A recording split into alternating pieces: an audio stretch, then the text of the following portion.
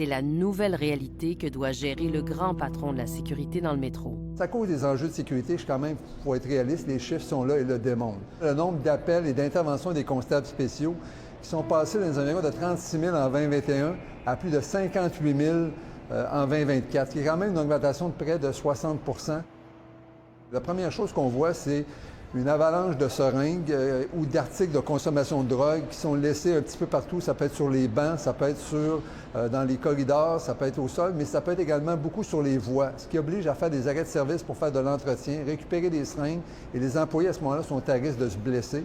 Il y a quelques semaines, je vais donner un exemple, à la station Square Victoria, on a eu une personne intoxiquée qui est allée en tunnel, justement pour s'injecter possiblement. Il a fallu partir à sa recherche.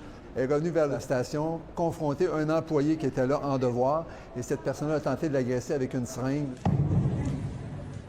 Moi, j'ai un collègue récemment, pendant une fouille, s'est piqué avec une aiguille souillée.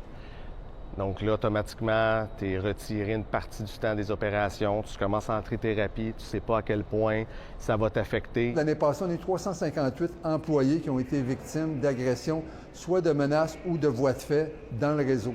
Ces gens-là, à ce moment-là, sont absents des longues périodes de temps. Je prends l'exemple de la semaine passée, 2 constables blessés gravement, un qui s'est fait casser un bras dans une porte tournante, un autre qui a eu des coups de poing au visage. Et moi, c'est quasiment 1 fois ou 2 fois par année que je suis arrêté pour une blessure au coude, une blessure au genou, une blessure au dos. Il y a des coûts astronomiques actuellement à ce qu'on vit, tant au plan humain qu'au plan financier. Et c'est là, je pense, qu'on est rendu à la croisée des chemins. Il y a des décisions qui vont devoir être prises. C'est pas normal qu'on doive dealer avec ce problème-là. On n'est pas prévu pour ça. On est une société de transport. Je te laisse te réveiller, OK? Le métro ne peut pas être le filet de sécurité de la Ville de Montréal lorsqu'il n'y a pas de place en hébergement ou il n'y a pas de place pour traiter les consommateurs.